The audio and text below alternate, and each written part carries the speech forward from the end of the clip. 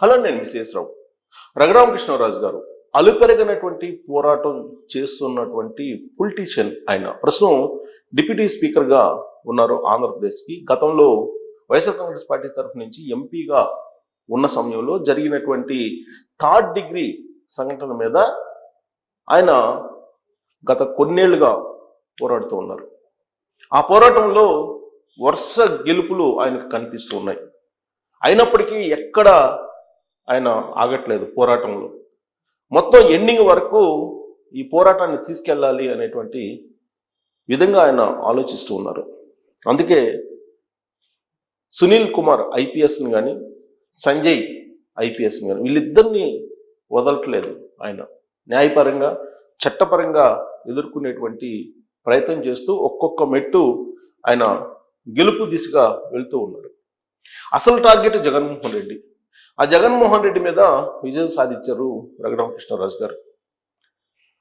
రఘురామకృష్ణరాజు గారి మీద third degree జరిగినటువంటి సమయంలో జగన్మోహన్ రెడ్డి గారు ముఖ్యమంత్రిగా ఉన్నారు. ఆయన ప్రజా వ్యతిరేక పాలన మీద రచ్చబండనేటువంటి కార్యక్రమం ద్వారా ఒక యుద్ధాన్ని చేశారు రఘురామకృష్ణరాజు గారు. ఆ యుద్ధం ఫలించింది. ప్రజాక్షేత్రంలో జగన్మోహన్ రెడ్డి అధికారాన్ని కోల్పోయేలా చేసింది. తొలి విజయం రఘురామకృష్ణరాజు గారిది.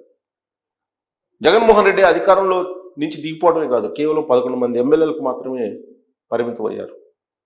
జగన్మోహన్ రెడ్డిని గద్దె దింపడానికి విపక్షాలు ఆ రోజున చేసినటువంటి పోరాటం ఒక ఎత్తు అయితే, రఘురామకృష్ణరాజు గారు చేసినటువంటి పోరాటం మరొక ఎత్తు. ఎట్టకేలకు జగన్మోహన్ రెడ్డి గారి మీద పై చేయి సాధించారు.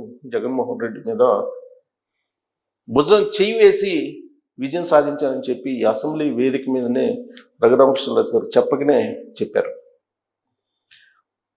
జగన్మోహన్ రెడ్డి అధికారంలోకి దిగిపోయిన తర్వాత కూటమి ప్రభుత్వం అధికారంలోకి వచ్చింది. అయినప్పటికీ థర్డ్ డిగ్రీ మీద కేసు నమోదు చేస్తే వెంటనే ఎఫ్ఐఆర్ చేయలేదు. దాని మీద కూడా పోరాడారు రఘురామకృష్ణరాజు గారు. దాంతో ఎఫ్ఐఆర్ చేశారు. కేసుని ఎఫ్ఐఆర్ చేసి దాని మీద విచారణను ప్రారంభించారు. ప్రారంభించినటువంటి క్రమంలో అనేక రకాల అంశాలు వెలుగులోకి వస్తూ ఉన్నాయి. రఘురామకృష్ణరాజు గారి మీద రాజద్రోహం కేసు పెట్టినటువంటి ఐపీఎస్ ఆఫీసర్ సునీల్ ఆ రోజున సిఐడి చీఫ్గా ఉన్నారు అప్పట్లో. ఆయన మీద ఈ రాజద్రోహం కేసు పెట్టి థర్డ్ డిగ్రీ ప్రయోగించారని చెప్పేసి దానికి కారకులు సునీల్, విజయపాల్ అండ్ బ్యాచ్ అనేది ఆయన కంప్లైంట్ చేశారు. అందుకే సునీల్ మీద కేసు నమోదైంది. ఆ కేసు నమోదు చేయటమే అఖిల భారత సర్వీసులకు విరుద్ధం అని చెప్పేసి ఎక్స్ ఖాతాలో సునీల్ ట్వీట్ చేశారు. అక్కడే ఆయన ధిక్కారం కనిపించింది. ఆ తర్వాత ఆయన్ని సస్పెండ్ చేయడం జరిగింది. ప్రస్తుతం సస్పెన్షన్లో ఉన్నారు సునీల్ కుమార్. అయినప్పటికీ ఆయన్ని డిస్మిస్ చేసేలాగా పోరాడుతూ ఉన్నారు రఘురామకృష్ణరాజు గారు. అందుకే తాజాగా ఏసీబీకి అసలు సునీల్ కుమార్ చేసినటువంటి ఫ్రాడ్ ఏంటి, ఆయన సర్వీస్లో ఉన్నప్పుడు, సిఐడి చీఫ్గా ఉన్నప్పుడు అనే దాని మీద కూలంకుషంగా రాసుకుంటూ వచ్చే ఆధారాలతో సహా ఏసీబీకి అప్పచెప్పారు. ఒకవైపు సిఐడి విచారణ కొనసాగిస్తుంది సునీల్ కుమార్ మీద. సీనియర్ ఐఏఎస్ ఆఫీసర్ సిసోడియా గారి ఆధ్వర్యంలో డీజీపీ హోదాలో ఉన్నటువంటి హరీష్ కుమార్ గుప్తా గారు విజిలెన్స్ అండ్ ఎన్ఫోర్స్మెంట్ డైరెక్టర్గా ఉన్నారు. ఆయన విచారణ చేస్తున్నారు. ఈ క్రమంలో సునీల్ కుమార్ చేసినటువంటి ఫ్రాడ్ ఏంటి అనే దాని మీద కూలంకుషంగా రఘురామకృష్ణరాజు ఆధారాలతో సహా ఇచ్చారు. డిప్యూటీ స్పీకర్ హోదాలో డిప్యూటీ స్పీకర్గా ఉన్నారు. దాంట్లో ప్రధానమైనది అగ్రిగోల్డ్కి సంబంధించినటువంటి అంశం. అగ్రిగోల్డ్ బాధితులకి అప్పట్లో జగన్మోహన్ రెడ్డి గారు ఒక ప్యాకేజీని ప్రకటించారు. ఆ సందర్భంగా బాధితులకి ఖాతాల్లో డబ్బులు వేయడం జరిగింది.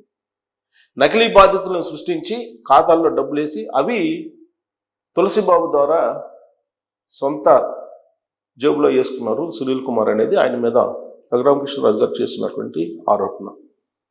అంతేకాదు శంషాబాద్ దగ్గర భూములు అగ్రిగోల్డ్ వింటే అవి కూడా బలవంతంగా రాయించుకుని సొంతం చేసుకున్నారు అనేటువంటిది మరొక ఆరోపణ. దానికి సంబంధించిన ఆధారాలు కూడా ప్రొడ్యూస్ చేశారు ఏసీబీ దగ్గర రఘురామకృష్ణరాజు గారు.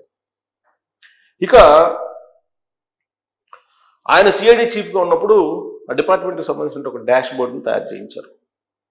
దానికి టెండర్స్ పిలిచి నిబంధనలకు విరుద్ధంగా ఒక గుజరాత్ కంపెనీకి ఇచ్చినట్టే ఇచ్చి దానికి మళ్ళీ సబ్ కాంట్రాక్ట్స్ 9 టెక్నాలజీస్ అనే దానికి సబ్ కాంట్రాక్ట్ ఇచ్చి ఆ నిధులంతా ఆయన సొంత జేబులో వేసుకున్నారు. ఇలా దాదాపుగా 3 కోట్ల రూపాయలు సునీల్ ఐపీఎస్ తులసిబాబు ద్వారా డైవర్ట్ చేసి సొంత జేబులు వేసుకున్నారు అనేది రఘురామకృష్ణరాజు గారు ఆరోపణలు చేస్తూ దానికి సంబంధించినటువంటి ఆధారాలని ఆంధ్రప్రదేశ్ ఏసీబీకి అందించడం జరిగింది. దాని మీద పరిశీలిస్తూ ఉన్నారు. మరోవైపు సిఐడి విచారణ కొనసాగిస్తున్నారు. విజయపాల్ ఆల్రెడీ జైల్లో ఉన్నారు. విజయపాల్ కొంత సమాచారం ఇచ్చారు. అలాగే తులసిబాబు ఆయన కొంత సమాచారం ఇచ్చారని తెలుస్తుంది. వాళ్ళు ఇచ్చినటువంటి క్లూస్ బేస్ చేసుకొని సునీల్ కుమార్ మీద పకడ్బందీగా విచారణ కొనసాగిస్తున్నారు. ఇప్పుడు ఆయన కనుక అరెస్ట్ అయితే, ఆయన అరెస్ట్ చేస్తే, జైలుకు పంపిస్తే ఆయన్ని డిస్మిస్ చేయడానికి ప్రభుత్వం రెడీగా ఉంది. ఆ డిస్మిస్ చేయడానికి కోసమే రఘురామకృష్ణరాజు గారు పోరాడుతున్నారు. ఇక రెండో వ్యక్తి సంజయ్. ఈయన ఆంధ్రప్రదేశ్ సిఐడి చీఫ్. ఈయన సిఐడి చీఫ్గా ఉన్నప్పుడే చంద్రబాబు నాయుడు గారిని 41A నోటీసు కూడా ఇవ్వకుండా, అసలు ఎందుకు అరెస్ట్ చేస్తున్నారో కూడా చెప్పకుండా అరెస్ట్ చేసి రాజమండ్రి సెంట్రల్ జైలుకి తరలించి రాజమండ్రి సెంట్రల్ జైల్లో 53 రోజులు పెట్టారు. ఈ సంజయ్ అండ్ అప్పట్లో ఉన్నటువంటి AAG additional advocate general Sudhakar Reddy గారు పొన్నవాళ్ళు, వీళ్ళిద్దరు కలిసి జగన్మోహన్ రెడ్డి గారికి సొంత మనుషులుగా వ్యవహరించారు. అంతేకాదు అసలు ఫస్ట్ జగన్ తర్వాతే ప్రభుత్వం అని వాళ్లే చెప్పారు. దాని మీద కూడా రఘురామకృష్ణరాజు గారు కేసు వేశారు. సర్వీస్ రూల్స్కి విరుద్ధంగా వీళ్ళు ప్రెస్ మీట్లు పెట్టారు హైదరాబాద్లో, అలాగే ఢిల్లీలో. వీళ్ళిద్దరూ ప్రభుత్వం నుంచి అమౌంట్ తీసుకుంటున్నారు కాబట్టి వీళ్ళ మీద చర్యలు తీసుకోవాలని చెప్పి కోర్టుకు కూడా వేయడం జరిగింది.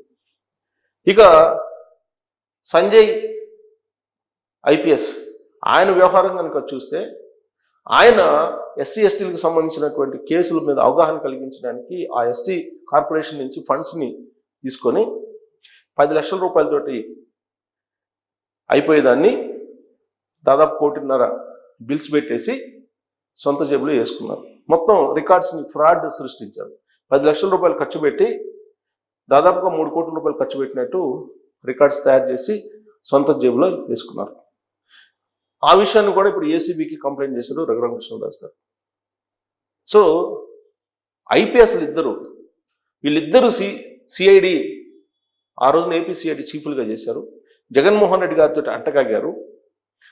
ఆ విధంగా ఎందుకు చేశారు? సివిల్ సర్వెంట్లు కూడా జగన్మోహన్ రెడ్డి గారు ఏది చెప్తే అది ఎందుకు చేయాల్సి వచ్చింది అని ప్రశ్న వేసుకుంటే, కోట్ల రూపాయల సొంత ఖాతాలో సొంత జేబులు వేసుకోవడానికి అవకాశం ఇచ్చారు జగన్మోహన్ రెడ్డి గారు. అందుకే జగన్మోహన్ రెడ్డి గారికి సొంత మనుషుల్లాగా వీళ్ళు వ్యవహరించారు అనేది రఘురామకృష్ణరాజు గారు ఆధారాలతో సహా ఏసీబీకి కంప్లైంట్ చేశారు. ఇక జత్వానీ కేసులో సీతారామాంజనేయులు, అలాగే సీతారామాంజనేయులతో పాటు విశాల్ గున్ని, కాంతిరాణ్ తాత, వీళ్ళు ముగ్గురు ఉన్నారు. మరి వాళ్ళ ముగ్గురికి సంబంధించినటువంటి నిధుల దుర్వినియోగం కానీ లేదా సొంత జేబులు వేసుకునేటువంటి వ్యవహారం కానీ ఏమైనా ఉందా అని అంటే దాని మీద కూడా రఘురామకృష్ణరాజు గారు వెతుకుతూ ఉన్నారు. అందుకే రఘురాముడు అనుకుంటే ఎవరిని వదిలిపెట్టాడు, అంతం చూస్తారు. ఫస్ట్ డిస్మిస్ అయ్యేది సంజయ్ కుమార్ అలాగే సునీల్ అనేది వినిపిస్తూ ఉంది. వీళ్ళిద్దరినీ డిస్మిస్ చెయ్యాలి అంటే చంద్రబాబు నాయుడు గారికి, చంద్రబాబు నాయుడు గారి ప్రభుత్వానికి ధైర్యం ఉండాలని చెప్పి రఘురామకృష్ణరాజు గారి అభిమానులు అంటూ ఉన్నారు. డిస్మిస్ చేయడానికి అవసరమైనటువంటి ఆధారాలని రఘురామకృష్ణరాజు గారు ప్రొడ్యూస్ చేస్తున్నారు, న్యాయస్థానంలో పోరాడుతూ ఉన్నారు. కానీ ప్రభుత్వం వైపు నుంచి కొంత వేగంగా దూకుడుగా వ్యవహరించి వీళ్ళిద్దరిని డిస్మిస్ చేస్తే కానీ ఐపీఎస్లు, సివిల్ సర్వెంట్లు, ఐఏఎస్లు కానీ వీళ్ళందరూ ఇప్పుడున్నటువంటి ప్రభుత్వానికి సహకరించేటువంటి పరిస్థితి లేదు అనేది సచివాలయ వర్గాల్లో వినిపిస్తుంది. ఒకవేళ వీళ్ళ మీద డిస్మిస్ చేయకపోతే వీళ్ళని అధికార యంత్రాంగం అనేది జగన్మోహన్ రెడ్డి గారితో పూర్వంలాగా కోర్టులాగా వ్యవహరిస్తుంది కొంత భాగం అనేది కూడా వినిపిస్తుంది. కారణం ఏంటంటే 10 పైసలు నువ్వు తిన్ను, 10 పైసలు నాకు కిట్ ప్రోకో దీని కింద నడిచింది మొత్తం.